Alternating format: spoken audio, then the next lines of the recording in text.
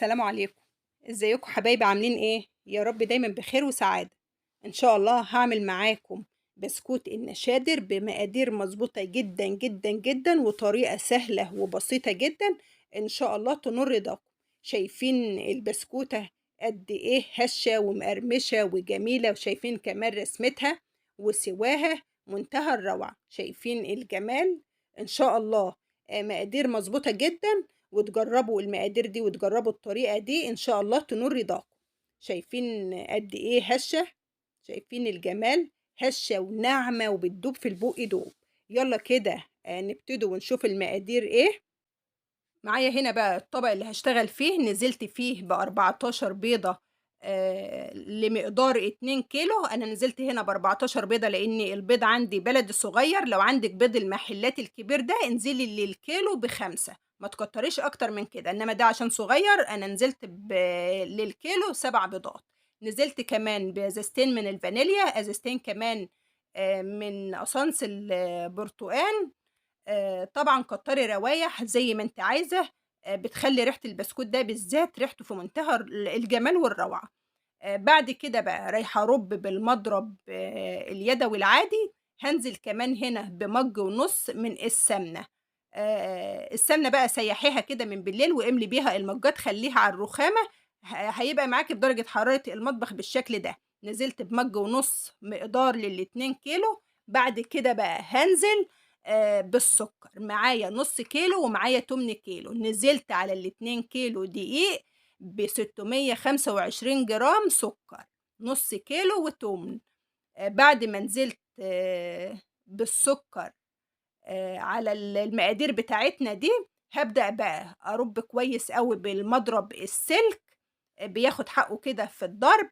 بعد كده بقى معايا هنا بقى مَجّين إلا ربع من الحليب الدافي، هانزل عليهم بمعلقتين هرميين من خميرة النشادر، لكل كيلو معلقة هرمية. طبعًا علشان تختبري الخميرة اعمليها بنفس الطريقة، سواء كانت للبسكوت أو لأي حاجة عايزة تستخدميها فيها. حليب على الخميرة بتمسكيها تقلّبيها بالشكل ده. شايفين بقى قد إيه نشطة وجميلة، بتبدأ تتقل وتبدأ تفور بالشكل اللي قدّام حضراتكم ده. شايفين؟ كده بتتأكدي إن الخميرة بتاعتِك نشطة وصالحة للاستعمال. طبعًا نزلت بيها على الخليط بالشكل ده، ربيته كويس أوي. هابدأ بقى أنزل بال2 كيلو دقيق. الدقيق ده أنا نخلاه، نزلت عليه كمان هنا بباكو من البيكنج باودر. الباكو ده فيه معلقتين مساح. نزلت على ال2 كيلو بباكو باودر، كل كيلو ليه معلقة مساح. هابدأ بقى أقلِّب الدقيق مع المواد السائلة بالشكل ده لحد ما يتشرّب. ودايمًا ما تعجنيش النواعم، أي نواعم أنتِ تعمليها ما بتتعجنش، لإنها لو عجنتيها هتنشف معاكِ. هابدأ بقى ألِم العجينة بالشكل اللي قدّام حضراتكم ده، ما ضفتلهاش ولا أي إضافة. شايفين إيديّا اللي باعجن بيها ملزقة، عايزة تختبري العجينة وتعرفيها إن هي كويسة بإيديكِ اللي ما فيهاش عجين، وتشوفيها العجينة طالعة في منتهى الروعة. مقادير مضبوطة جدًا وبسيطة جدًا. إن شاء الله كده تنول رضاكم. رايحة أتِنّ بقى ألِم في العجينة بالشكل اللي قدّام حضراتكم ده لحد ما تبقى معايا بالشكل ده. شايفين بقى بسم الله ما شاء الله العجينة، كمان إيديّا اللي كنت باعجن بيها التلزيق اللي فيها راح وبقت في منتهى الجمال العجينة. بعد كده بقى رايحة أغطّيها وأسيبها كده في حدود ربع ساعة لحد ما ترتاح. يعني لحد بقى ما تسخّني الفرن، ما تجهّزي كده المكنة، بتكون ارتاحت وخدت راحتها. ما تغيّبيش عليها أكتر من 10 دقايق أو ربع ساعة، لإن إحنا حاطّين لها خميرة النشادر وحاطّين لها البودر، الربع ساعة كفاية جدًا.